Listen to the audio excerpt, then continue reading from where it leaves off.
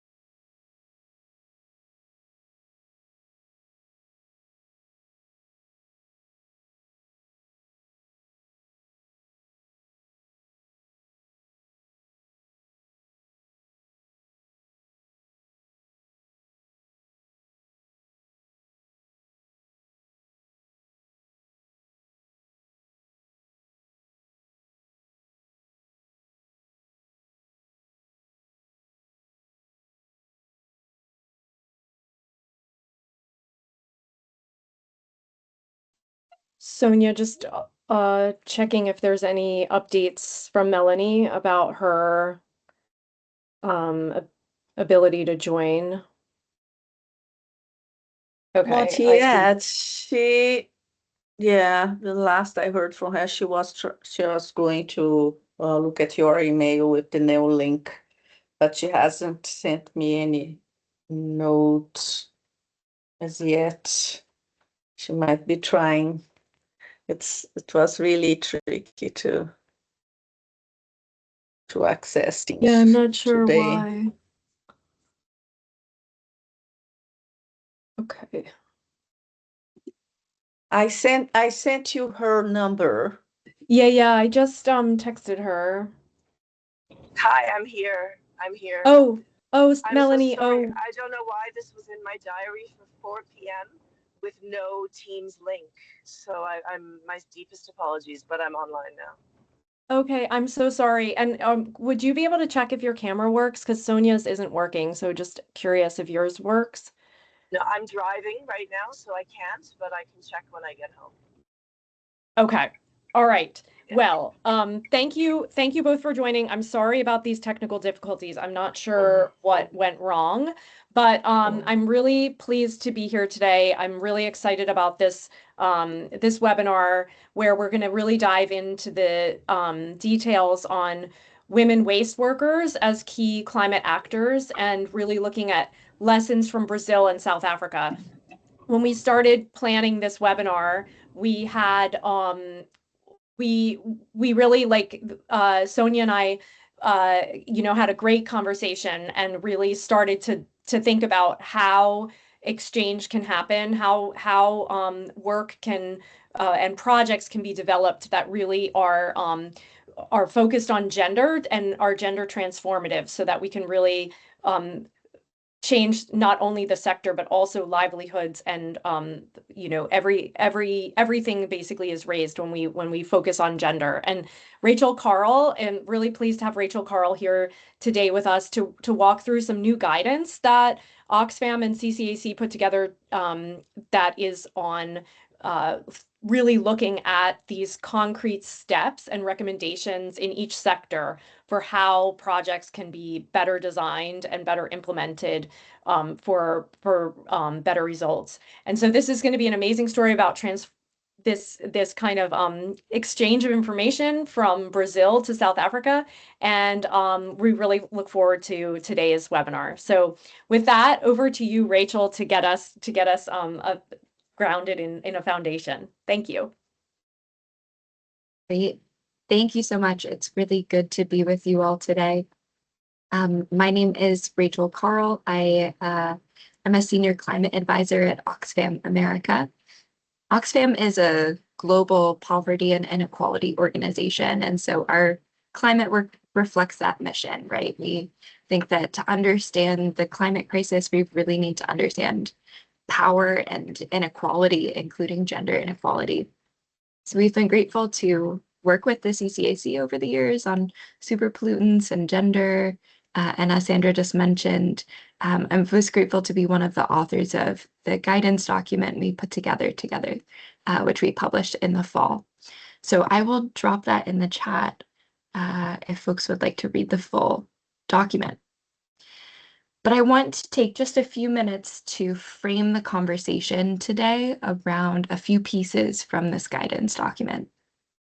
And the first is this idea of gender transformative action, right? Organizations might refer to the gender integration continuum. Maybe that's familiar to you, maybe it's not. I'll go through it. So on the low end of that continuum, we want to think about gender unaware, where sometimes they're called gender blind projects, but we want to be take a disability justice lens, right, and be really thoughtful about how we use the word blind. So gender unaware projects, this is where there isn't much consideration, right, given to the way that people of different genders, including women and gender minorities, might have different needs, might have different roles, different vulnerabilities when it comes to the work of the program. And gender unaware approaches are really dangerous because they can accidentally perpetuate gender inequalities even as they make progress on climate or other issues that they seek to address. Kind of next up in the continuum is gender aware projects. So here there's some acknowledgement, right, that different genders are impacted differently. There might be some analysis, some assessment, but there might not yet be steps to really respond to this analysis in the way that the program happens. And then further along the continuum, we get into gender sensitive. So this is where there is some response to that analysis. There are strategies, priorities, activities that are adapted to better meet the needs of marginalized gender groups, including women and gender minorities. There's a sense of like, try to do no harm here. But to be gender transformative, we need to go further. Gender transformative programs reflect that awareness. There's an understanding of how gender and power operate in a program and in a context. There are objectives, strategies, priorities that are really redesigned to meet the needs of all people, including the most marginalized, and to proactively aim to reduce gender-based inequalities, not as a side effect, but as a goal of the program. So when we think about what it means to move toward gender transformative action and waste and super pollutants, I mean, this is a really high standard, but we know this is a critical opportunity to ensure that we are fighting for a truly just and livable future for all. So that's the first takeaway I wanted to share, is really getting clear on that definition of gender transformative and how it's asking us to work differently. The second, I want to just mention a few of the kind of themes and categories that we looked into in the literature when it comes to the waste sector, and I hope that we can dig into these more throughout the conversation today. There are a few different ways we might think about gender and waste. And the first category is, we need to be thinking about gendered exposure and vulnerability to pollution in informal and formal waste sectors. Second, we need to be thinking about access to resources and the gender differences in access to resources, things like trainings, credit, technologies. And the third piece we looked at in the guidance document is around power and decision-making. How are there gender differences in governance in the waste sector, in community consultation in waste projects, and different stakeholder consultation, including with informal waste pickers, and supporting women's leadership explicitly.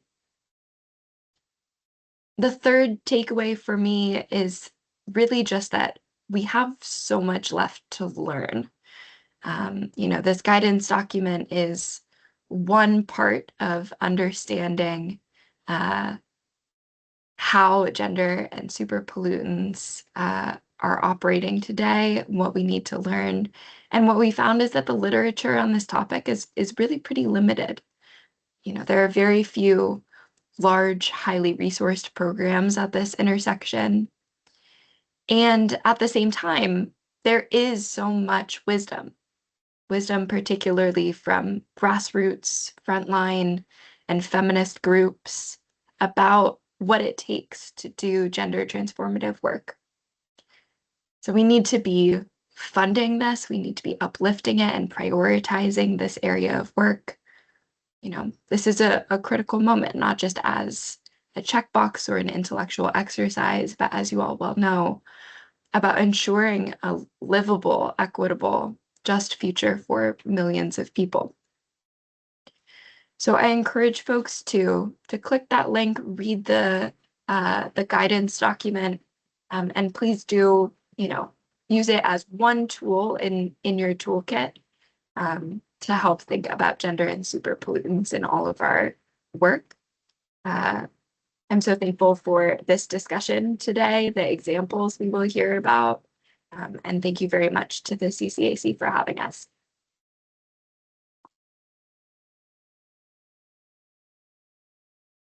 Thank you so much, Rachel. Really appreciate these foundational points about kind of this continuum and where how gender can be addressed. I think it's really also it helps me to have like concrete kind of stories about how this is actually working. And so we're really fortunate today to have Dr. Sonia Diaz with us. She's a waste sector specialist for an organization called WeGo, which I think many of you are familiar with, but it's women in informal employment, globalizing and organizing. And so this organization has really is really at the forefront of helping people all around the world address this issue in a really concrete way in the waste sector. And so I am going to pull up your slides, Sonia. Unfortunately, I think I'm trying to troubleshoot the camera issue, but unfortunately, I think for right now, it might be that that we are only able to see your slides. So let me just excuse me. Let's see. Just a moment. Of course, everything is kind of going down at the same time with the teams, but we will make it happen. Hold on. This should work. So please let me know. And please feel free to go. Not yet. We still see your agenda slides. Oh, really? Yeah. You want me to try? No, that's okay. I see Okay. you're right. I'm not sure why. Let's try again. Okay. Do you see it now? Yes. Perfect. Perfect. Okay. Okay, let's go. Thank you so much, Sandra, first for the invitation. And it's a pleasure to be here in this working group. And I think we all know here, most of the people that are here have been having conversations around waste. And and I think the role of waste speakers has been profiled many times, and we full aware that by reducing the amount of waste entering the environment and by creating income for themselves and providing valuable inputs to the industry and also opening a new economic space for women, waste speakers are contributing to circular economies and climate action. And it's never too much, next slide, please, to really highlight the contributions. The next slide, please. Thank you. The contributions of waste speakers as environmental agents. And, we've been talking about their contribution to reduction of greenhouse gases, the creation of green jobs, also a very important role that they play in terms of promotion of public health and sanitation. And in fact, as many of us, researching on the role, we have been consistently saying that they subsidize municipalities and the industry without recognition. The next slide, please. And we are, for us, it's very important that we highlight that circular and climate action strategies, those strategies need to recognize and strengthen waste speakers' existing everyday circularities, because this is one way to lead to stronger and more locally appropriate circular economies and greater climate resilience. In my presentation today, it aims to explore how the Gender and Waste project that we facilitated in Brazil, WIGO facilitated in Brazil, has shaped empowerment of women waste speakers in Brazil, and also shaped WIGO's climate and action research agenda, and also inspired other experiences outside Brazil. And Melanie will speak to that. So it is important for us to state how invisible the issue of gender was and may still be, both within academic studies and even within waste speakers movements. So calling attention to women's unique vulnerabilities is important. It's also important to call attention to their agency, the ability they have to reinvent themselves. And this is really important if we are to really push forward for circular economy models and for climate action. We need to address gender in more comprehensive ways, taking into consideration all the overlapping vulnerabilities that women are subject to consider gender-based violence, not only at the home, but also in the workplace, and also take into consideration all the barriers of accessing higher value materials and all the disparities in earnings and OHS risks. And something that our project really looked to address, which was when we started 12 or 13 years ago, this project, the lack of representation within the workers' movement in Brazil, when we started working on this project, although women were more than half of the constituency of the cooperatives, they lacked validation, they lacked visibility in the cooperative movement. So for us, addressing gender was really an important issue. And next slide, please. So what were the main objectives when we started this project? And may I add that this project started as a direct request from women waste speakers at some point in when we were doing other kind of work with them.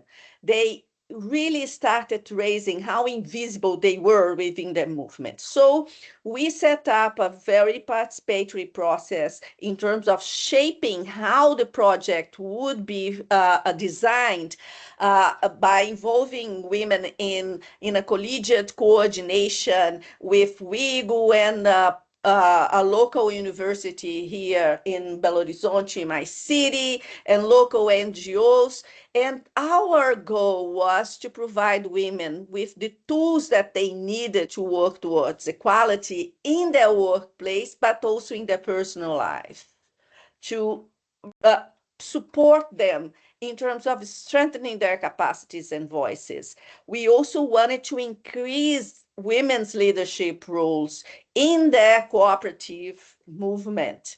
And we wanted to contribute to their empowerment, thinking of empowerment in a broader sense, in terms of economic, political, and symbolic empowerment. And as I said, we started that by forming a collegiate coordination of the project, and we started doing a research workshops to learn what their practical and strategic needs were. And we started to address those needs in comprehensive ways with academic gender toolkits, with popular education, communication, and other strategies. The next slide, please. And for us, it was central to think about building symbolic empowerment as a way to lead to much more broader empowerment. So as I said, as the design of the project was highly participatory from the very start of the processes, the women way speakers, they direct us in terms of what the pace of the project was and what kind of learnings or skills they wanted to have access to. And the project, it's actually, it is a much more slower process than many other gender projects are. And it's something to be considered in terms of the kinds of funding partnerships that are appropriate for this kind of project. We needed funding that allowed us to work within the pace of these women. And as one of the worker leaders, Madalena, a way speaker who has been with us since the very beginning, she says, and I quote her, "The way this project was designed and carried out was new and important for us. We were always at our practical work and had no space for conversations with each other. It helped to have tools to talk about those issues, and we formed a study group for this." So what she's trying to say is how important it is for us to really consider what is the pace that women wants to do the projects and what kind of learnings and tools and skills they want, because this is what paves the way to other forms of empowerment. Next slide, please. So we invested on, as I said, building practical and strategic needs.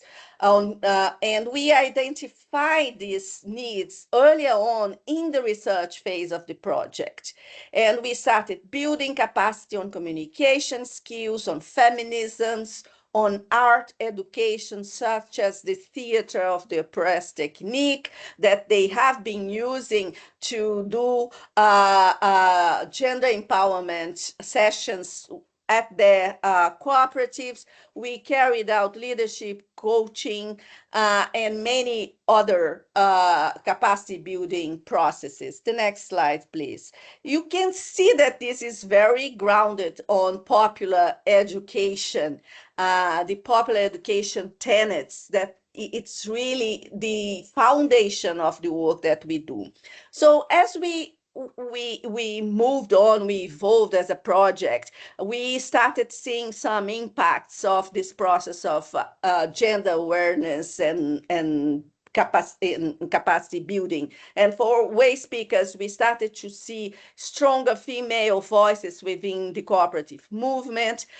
In terms of the national movement of way speakers, a gender committee was formed. And because these women, they were, doing work at their cooperatives at local level, the one of the key foundations of the project, it's really to build solidarity, solidarity links with different way speakers, those that are organized into cooperatives and those that are not organized into cooperatives and with other social movements. And we could see women way speakers from different places in different cities and cooperatives started joint commercialization projects with non-organized way speakers who are more fragile in the value chain. In terms of impacts at governments, we started to see municipal cleaning agencies using some of our gender and waste tools. We could see improved capacities for women in terms of their ability to participate in participatory forums, in policy dialogues, in key urban debates. And now we have women way speakers represented in the municipal adaptation committees, such as the one here in Belo Horizonte, where we have a way speaker leader, and also at the Brazil's National Climate Change Forum. And outside Brazil, we started to, and this is key for us, is to have like exchanges in which different movements in different countries learn from each other. So we started supporting Planeta Verde Co-op in Colombia, Renarec in Ecuador, and Melanie, you speak about South Africa, but we did training in Senegal. Next slide, please. So this project, as it evolved, we started to involve the women in planning their gender and action, in drafting their gender and action plan.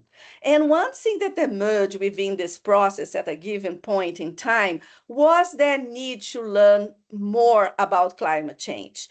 And this was the starting point for the work that we started to do in mapping climate change in an exploratory research. Next slide, please. In an exploratory research that we conducted in 2022 and published in 23, in which we teamed up with the University of Sheffield, and we conducted a mixed methods exploratory mapping across Brazil to understand how way speakers were dealing with climate change. And part of our, in terms of methodology and governance, we go in our research advisory board, not only we had researchers from universities, but we also have the representation of the women way speakers involved in the gender project. Next slide, please. I'll just give you a very brief overview about this research. We, most of the way speakers surveyed were women. Out of 10 surveyed way speakers were Black. Next slide, please. Just to give you an idea of what appeared in terms of climate impact, heat waves was the key issue in terms of how way speakers were being impacted. 85% of cooperative way speakers and 87% of those that don't belong to cooperatives reported that heat waves was the what affected them the most, followed by flash flooding, 36% of both organized and unorganized way speakers. And we mapped their coping strategies, and we could see how important it was to address the issue of work infrastructure deficits, how climate change is exacerbating how climate change is exacerbated by deficits in work infrastructure. Next slide, please.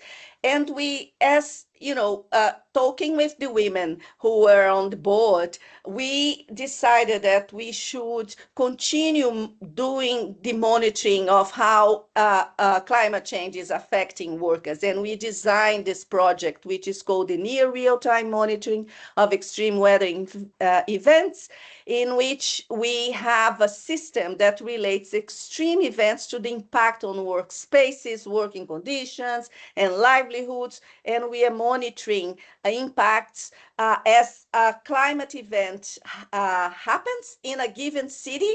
We go there and we map what kind of impacts they had from that particular extreme event, and we're doing that in 6 capital cities. Next slide, please. We're going towards the end.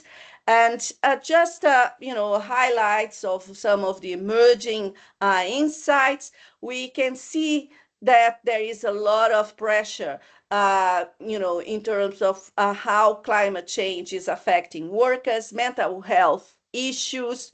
We can see that, as I said, pre-existing infrastructure deficits worsen the impacts of floods and heat waves.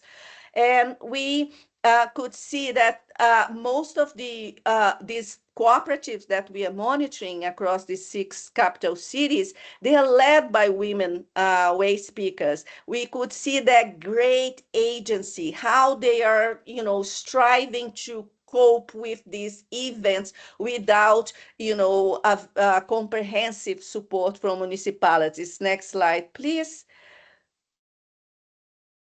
Just one highlight in terms of voices from the ground from women leaders. We have a women leader from one of the cities we did work in our climate research, in which she says, we consider the research workshop on climate emergency held by WIEGU to be extremely important. We were able to realize that decent working conditions is a right, thermal comfort is a right, a clean and organized environment is a right, eating well is a right. The workshop on climate emergency also awakened in us the need to fight more and more for climate justice for waste speakers. The next and last slides, just some, highlights of what cities can do. I think it's important to document impacts. Climate change impacts on waste speakers is still invisible, and we need to support workers to develop adaptation strategies. And there is also a role for civil societies and for workers' organizations in terms of addressing climate and doing it in terms of raising awareness around climate change and developing gender-sensitive climate change work plans. And last but not least, the private sector and donors also have a role. In terms of the private sector, we need to frame EPR systems alongside specific climate change interventions that address climate resilient workspace, adequate PPE, and also address gender issues. Thank you so much.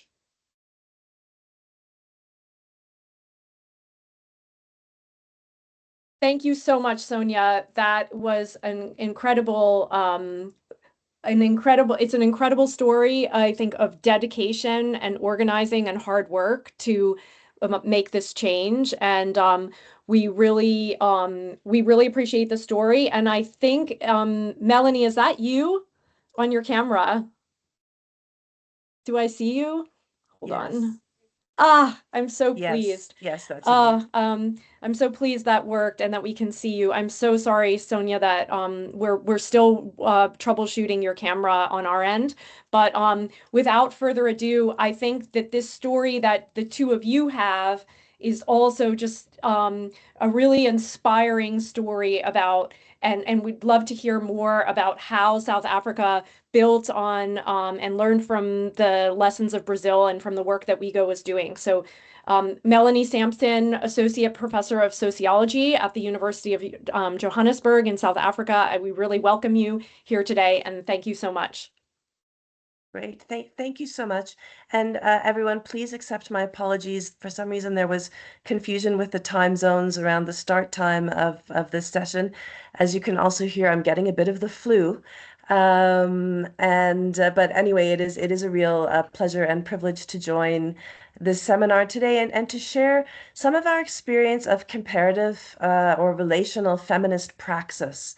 We have been very fortunate. There have been waste pickers or reclaimers, as we call them here in Johannesburg, working in Johannesburg for many decades. And they have been organizing themselves in very local ways. But we only saw the beginning of the emergence of an organized reclaimer or waste picker movement in around 2009. WeGo, the organization that Sonia works for, that I previously worked for in Johannesburg, played a crucial role in supporting the emergence of the waste picker movements. And we were very privileged, therefore, that Brazil, the waste pickers in Brazil had been organizing for so many decades, and people like Sonia had been accompanying them in these processes, that when waste pickers began organizing at a broader national level, city and national level in South Africa, through WeGo, we were able to draw on the experience and knowledge of the comrades in Brazil, as well as Sonia herself as WeGo's waste expert. And so I think that when we look at the crucial role that women waste workers play as climate actors, in South Africa, we had to start at an even earlier question, which was establishing waste pickers as climate actors and then women as key climate actors within that context.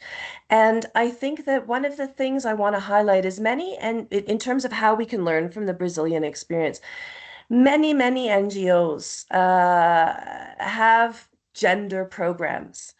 And the way that they approach the gender work is to come and to rent a hotel for 2 or 3 days and bring a bunch of women and do a workshop with a very clear agenda. And we take people through understanding, what gender is, how has gender affected your work?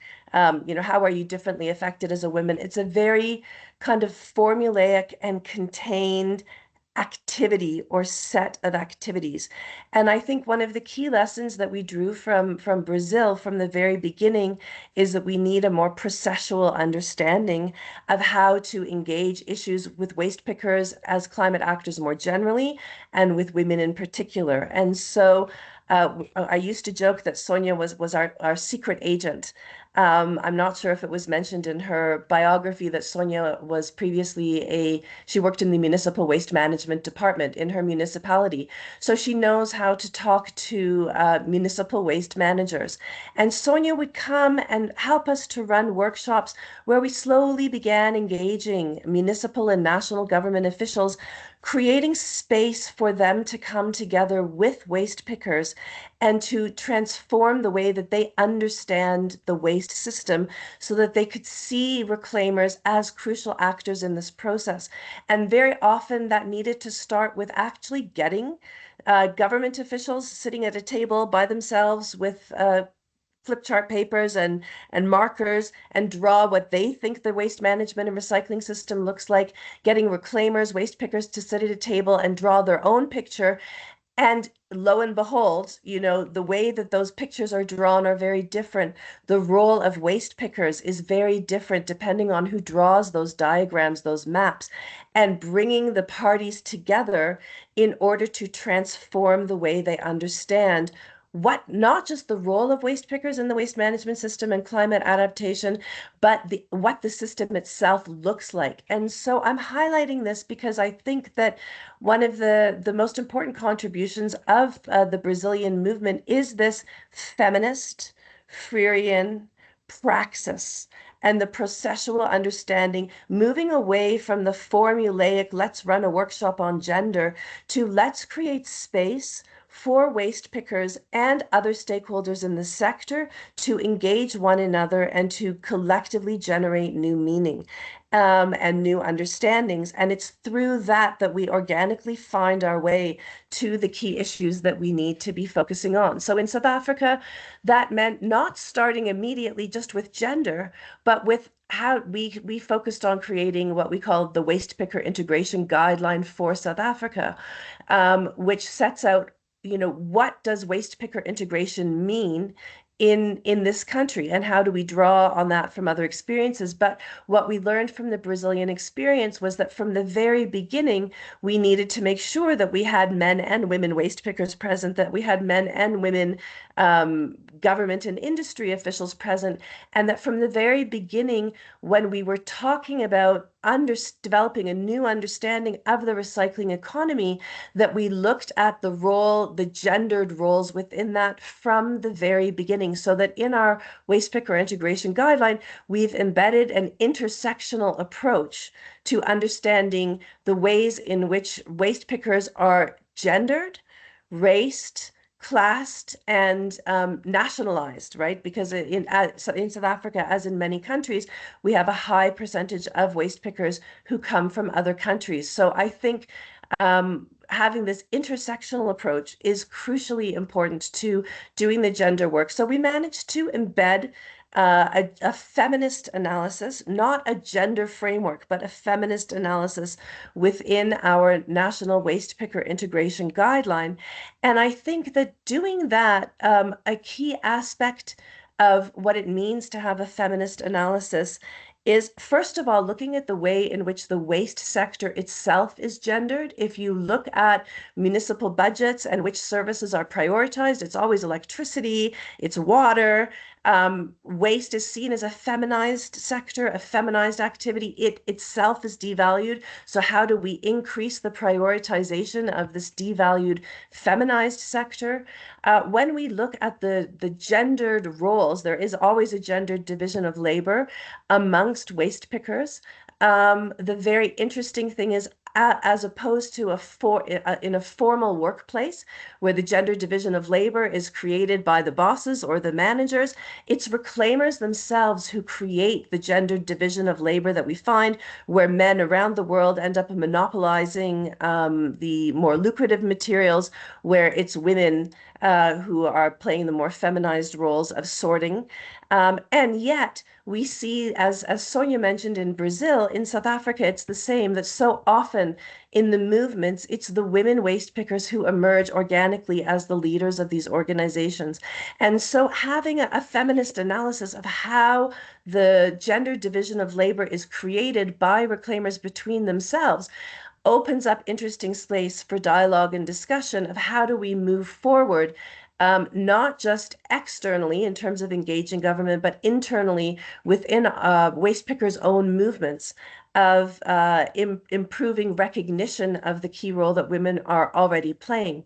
And a very interesting discussion that emerged in a workshop I was running with a mixed group of reclaimers just a week ago was, how do we translate the word gender into Sesotho and isiZulu, the two main languages spoken by waste pickers in Johannesburg? And even just that discussion was so powerful. And again, is not something that we would have thought of focusing on if we had just come in with a standard agenda. So some of the key things that we've learned from Brazil, in addition to embedding the gendered analysis from the very beginning in the development of our waste and recycling and waste picker integration processes, is having this feminist praxis and allowing the issues to emerge organically. And I will say that this is, and Sonia may have highlighted this is one of the real challenges when it comes to securing donor funding, because donors want their log frames. But how do we create a space for women and men to be learning deeply together and identifying what are the gender issues that they want to be taking up and how they will be taking that up and what that means in a culturally sensitive way.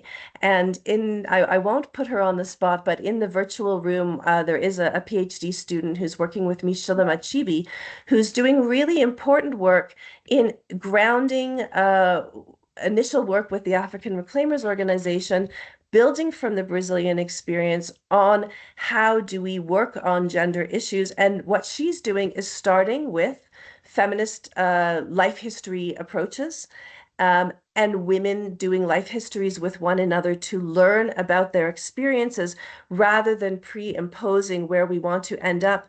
What we've really drawn from the Brazilian experience is creating the opportunity for women to journey together, and our role as facilitators in accompanying them in doing that. So I think I'll stop there. But we do just want to express our gratitude to the catadoras in Brazil for all they've shared with us, and in particular with Sonia and the remarkable project that she's been leading with the catadoras in Brazil. We've learned a huge amount from it. Thank you so much.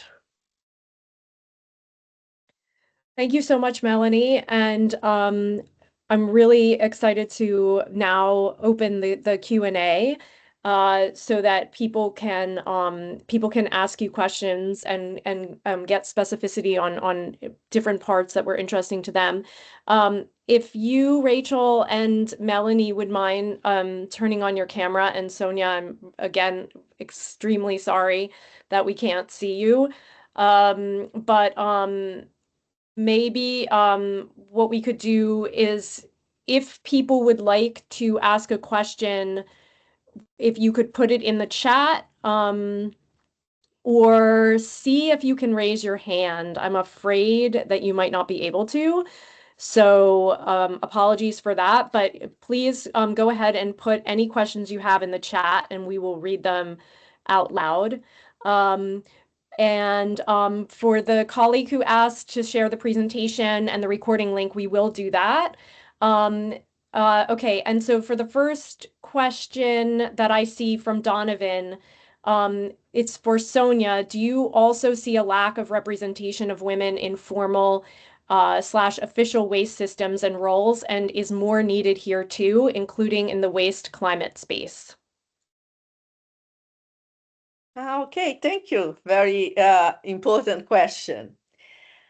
You know, in terms of Brazil we have been trying this kind of approach of inclusive, participatory solid waste system for more than 2 decades now.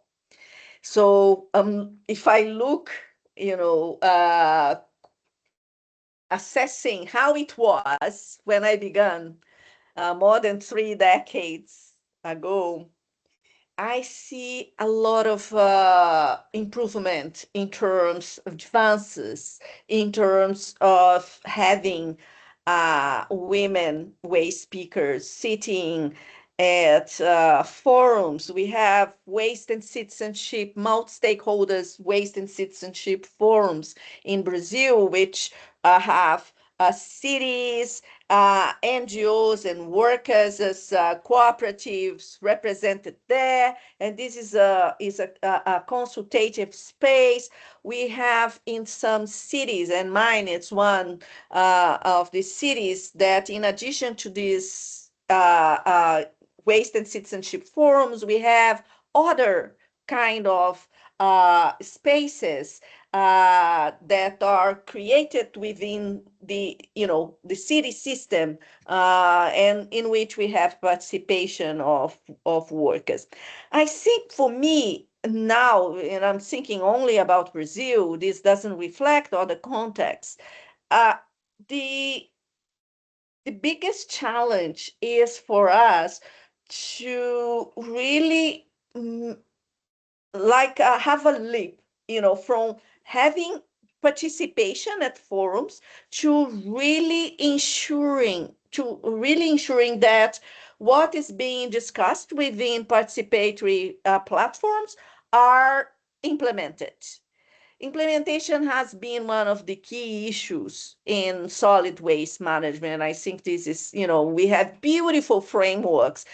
Many of our organizations represented here have, facilitated process with consultation with many stakeholders and beautiful policy documents.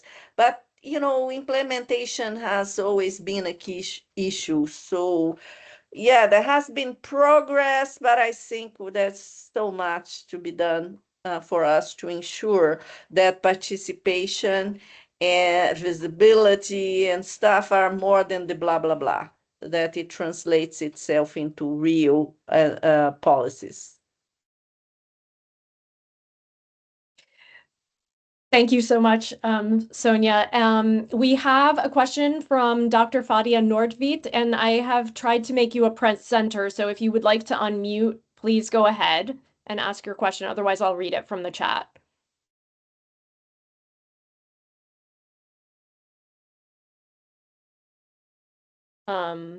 You should be able to unmute.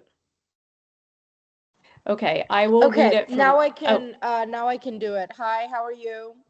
Thank you so much for a really nice presentation on both the cross-cultural impacts and histories and, you know, the present situation and the current topic. So I'm a professor in the US in Stern, NYU, and I am finishing up a paper that's due in 2 weeks. And I would love to do 2 interviews with key stakeholders in both projects, because my research and paper is specifically in the intersections of how intersectional identities like gender, race, ethnicity, religion, etc., class, etc., impact climate justice projects and ways in which those need to work together. So I'm not just looking at gender, but it's really strong projects that you two presented on. And so it would be really nice for me to have some commentary about your projects in South Africa and in Brazil in my writing. However, my work is specifically on more intersectional issues. I look at race and class and all of that as well. So that it was excellent. I really appreciated it. And I was wondering, okay, perfect. I have, who should I contact, I guess is the right question. Well, if you want to contact me, I will be happy to connect the dots. If that's, Sounds good. I'm assuming, Thank you so much, I'm Sandra. assuming very welcome. Thank you. This is really great, and I'm very happy I attended. So I'll email you. Thank you. Yeah, thank you so much. And it's exciting to hear, and we'll all look forward to your paper. So I'll follow up with you Yes. on that as well. Me too. Yes. Because, you know, I'm wrapping up the writing process. So it's been a big writing year this year. I'm also wrapping up a book later in the year. So been a big writing year. So yes. Great. We will connect. Sounds good. Okay, super. So the next question is from our colleague Inchai Poor. And the question is, what barriers might prevent women from claiming their value even when empowerment initiatives are in place? Is there anyone who wants to take that one? Do you want to start, Melanie? I was going to ask you if you want to start, Sonia. Go ahead, Sonia. Well, I think it's one of the key issues has been, at least from the perspective of the project that I've been facilitating here. I see that there is this gap in terms of how women see themselves, you know, which and this has been one of the key issues that we try to address in terms of self-esteem, you know, but it's the self-esteem combined with we could see that as we